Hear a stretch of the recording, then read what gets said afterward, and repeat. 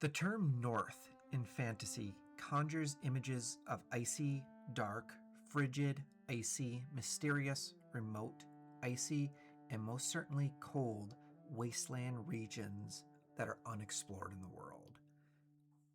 Even our own world, nature hardens as winter takes hold. One has to be cruel to survive. Add magic to a northern setting, and as with many places, that just exasperates this quality. The North's fantasy worlds are often icy hells full of chaotic evil creatures that embody the very worst aspects of extreme cold: darkness, savagery, emotionlessness. Yet, I think it's winter's cruelty that the majority of monsters that feel the call of frost most often fully manifest within themselves. In the unforgiving bleakness of the eternal winter of the North, every living thing suffers from hunger and cold. Cruelty is the price of surviving in such a harsh environment, to feed and stay warm. And there are few creatures that can embody the essence of a location as much as the Fae. The unforgiving blizzards, the white-haired and black-hearted, the cold-hearted Fae. Let's talk about the Frostwind Virago. So what are we going to be covering? In this episode, we're going to talk about what a Frostwind Virago is.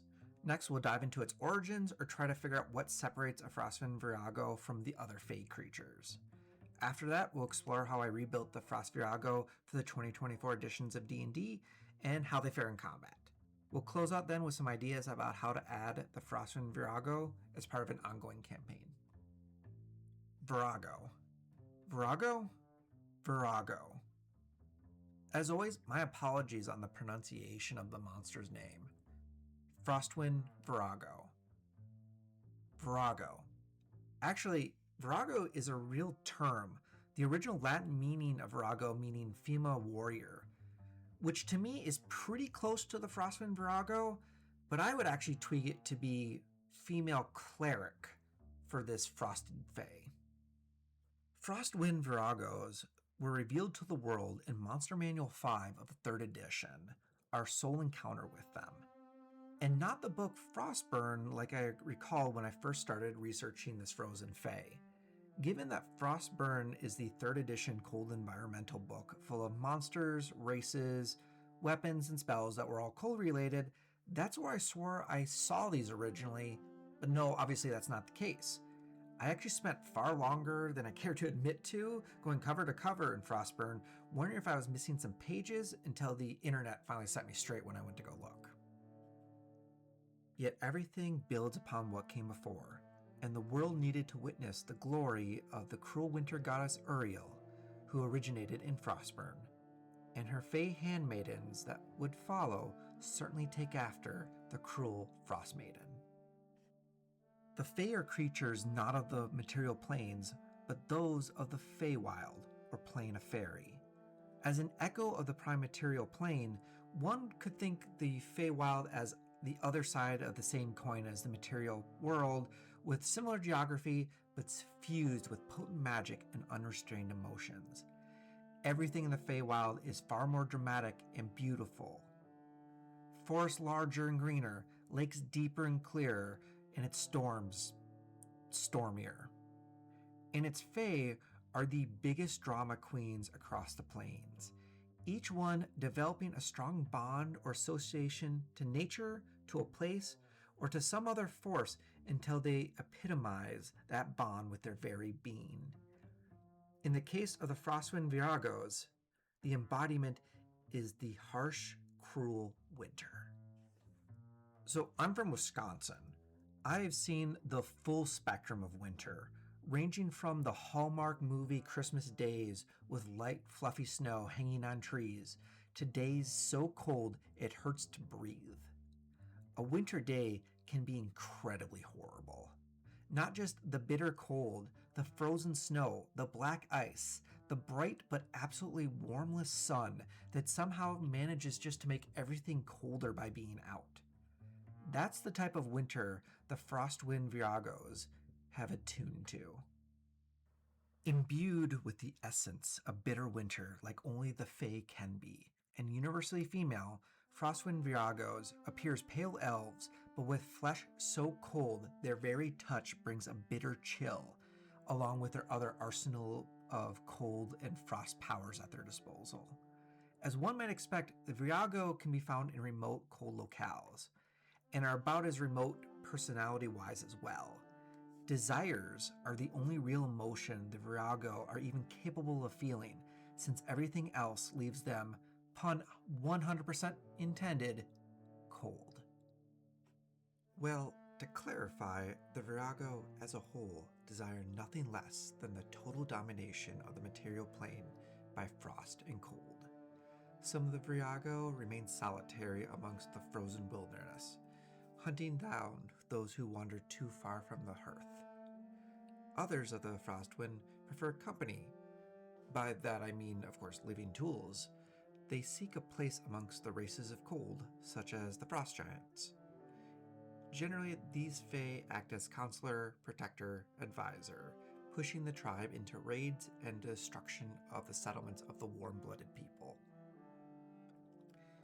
In a display of proper Fae arrogance, still other of the Virago will set themselves up as rulers of the Frostlands, monarchs of the cold races. In such cases, the domination of ice is a bit more literal, as the Frostwind Viragos will scheme to conquer the other lands via war. Yet world domination by ice and hatred of the Fae of the temperate climates aren't the only thing that unite the Frostwind Viragos. Each of them consider themselves handmaidens of Uriel, the Frost Maiden. Within the Forgotten Realm pantheon, the coldest parts of the plane, that is where you can find Uriel, the Frost Maiden.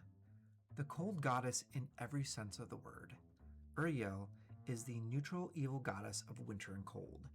Incapable of compassion and a sadist, this lesser deity takes great pleasure in trapping people in blizzards and driving them insane with visions of warmth until bitter cold finally takes them. Despite being capricious, fickle, and unpredictable, the Frost Maiden is also supremely cold, unfeeling, and apathetic.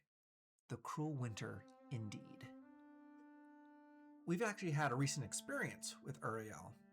In the fifth adventure, Icewind Dale, the Rime of the Frost Maiden, we got our most recent glimpse of the goddess. Rime of the Frost Maiden takes place following when Uriel overstepped her bounds and basically pissed off a bunch of gods who got together to teach her a lesson. This violent lesson sends Uriel running to the Icewind Dale. When the adventure begins, trapped on the mortal plane, the very embodiment of winter's cruelty had turned the land into her own personal wintry hellscape. The Frostwind Virago are very fitting handmaidens, but how did they become such? Uriel's ultimate goal was to cover the realms and all of their lands beneath her ice and snow, which is something her handmaidens want as well. Given their noted hatred of the temperate Fae, perhaps long ago the Frostwind Virago were driven out of the warm parts of the Fae due to the politics of the Fae and were banished to the coldest lands, much like Uriel. It was also this hatred that allowed the Frostwind Virago to become infused with northern cold. Perhaps their banishment actually was to the Icewind Dale. By becoming the embodiment of winter in the Dale, the Virago essentially absorbed the power and personality of Uriel into themselves. That's my theory anyway. Whatever the reason, they became handmaidens. The Frostwind Virago wants to cover all the lands, and more importantly, all its people beneath ice. And they certainly can. Let's start with how the Virago buries the world in cold and ice. Frostwinds strike me as creatures that really deserve lair effects, especially in 5th edition Uriel, or at least the island she was on at the time, that had regional effects. In 2014, regional effects basically were kind of global effects because the creatures in the environment. That's really what the lair effects in 2024 are. So it's from these I'm going to take inspiration for what the Viragos are going to do to the world by their mere presence. The first lair effect I wanted for the Viragos was bitter cold, essentially making their healing worse. One of Uriel's regional effects back in the Rime of the Frost Maiden was to make healing worse around her, forcing the party to burn more and more resources to keep up their health, the bitter cold sapping their strength. That honestly seemed really appropriate to Virago's, so I added that. The second lair effect I went with was Frigid Cold. Another sapping effect similar to Ariel's regional effects, the Frigid Cold lair trait seemed just too perfect not to take entirely from the White Dragon. Frigid Cold is literally what these Fays are the embodiment of. Both lair effects can be worked around with any sort of cold resistance or immunity, and if they're going to go against a Frostwind Virago, they're going to need it. At a challenge rating of 16 with some legendary capabilities, a Frostwind Virago is a potent dragon to any big bad evil guy, or a straight up antagonist in her own right. In 3.5, the Frostwind Virago were not spellcasters.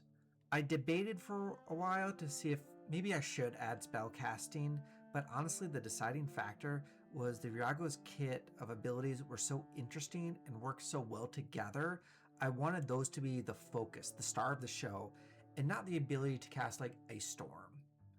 That being said, while not a proper spellcaster, the Virago has potent ice abilities, all built around bringing targets close and then freezing them to death. A lot of the Virago's capabilities are built for close range, so I think her key ability is the captivating call in order to lure in her victims.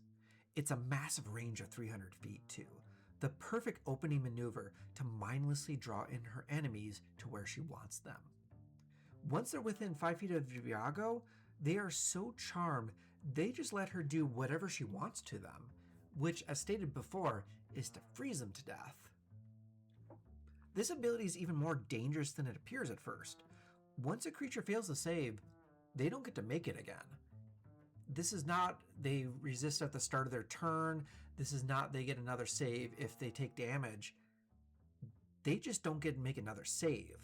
They stay charmed so long as the Virago keeps spending her bonus action to maintain the call and doesn't lose concentration. With resistance to basic attacks, a good AC, magical and legendary resistances, as well as proficiency in constitution saves, getting the Virago to lose concentration is going to be an uphill battle. Honestly, pinning her down is going to be pretty hard as well, with the Virago having an average movement speed, but also a 60-foot flying speed and even a 20-foot swimming speed. With a legendary action to move as well, the Virago can get wherever she wants to in a fight. And where she wants to go is personal.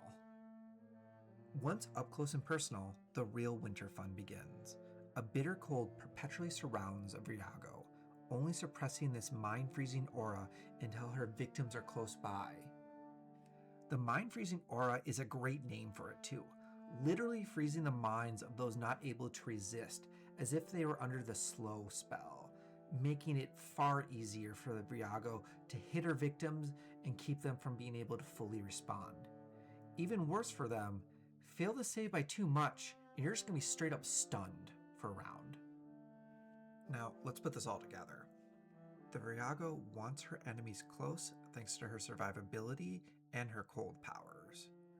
A fight, or ideally pre-fight, should begin with a captivating call to draw in her enemies, leaving them easy prey. For those that do get close, they're going to have to deal with the Mind Freeze aura crippling their defenses and actions, making them even easier prey. Should the Virago get surrounded, she can unleash a burst of cold damage, thanks to a recharging icy vortex to blast everyone within 30 feet who fails a dex save. A dex save and AC likely lowered by the Mind Freeze aura.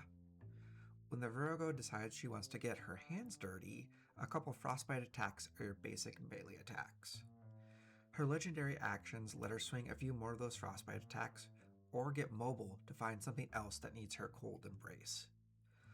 All that ties together an enemy who wants to see you frozen to death before her very eyes and is very capable of forcing you to submit to the brutal cold, fitting for the handmaidens of the harsh winter goddess.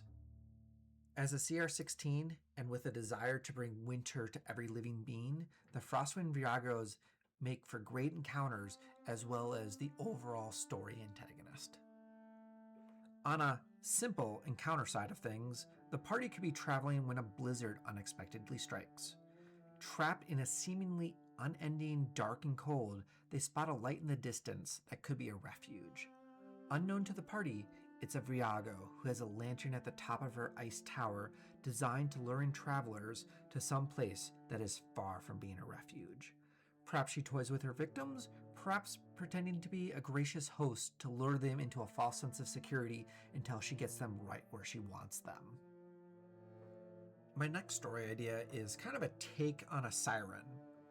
A long trade route exists between two northern towns, and there's plenty of stories of fools that leave the safety of the road at night.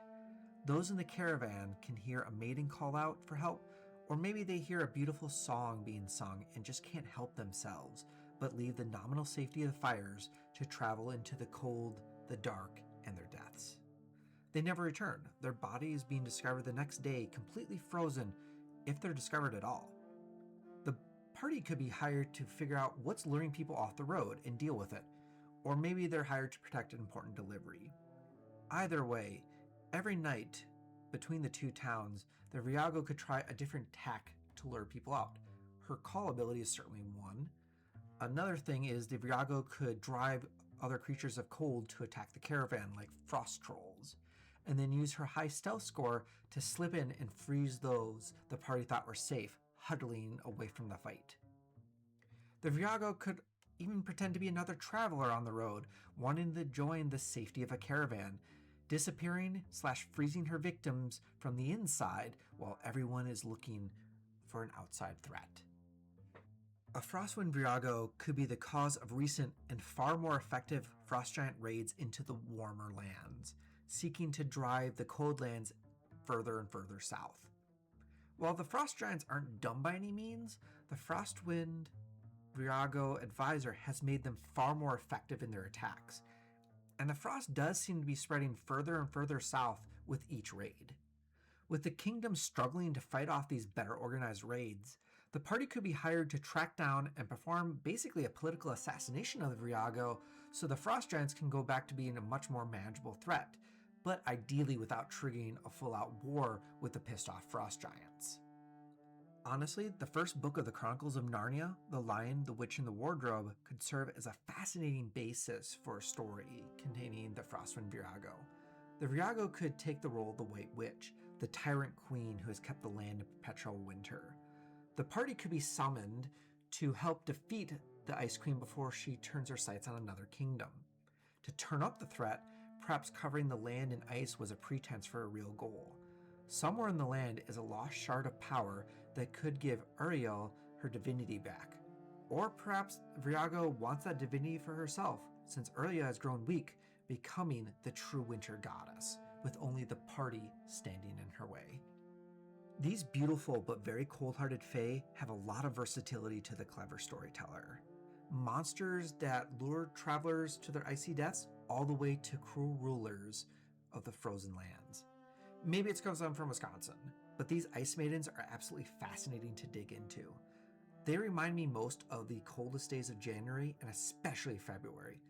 Absolutely stark and beautiful to look at, and utterly unforgiving and cruel to those unprepared to face winter. Also, evil frost elves are pretty neat, and I hope you found them neat too. In the description, I have a link to the monster stat block for the Frostwind Virago, updated to 2024 edition of Dungeons & Dragons, ready for you to unleash upon your players. Channel update, this actually marks the very last video of 2025. I really hope you're enjoying what we've done so far. More to come in 2026. As we are a growing channel, if you found this interesting, please leave a like and a subscribe for all our future videos. It really does mean the world. Let me thank all of you for your time and wishing you the best until we meet again for our next monster.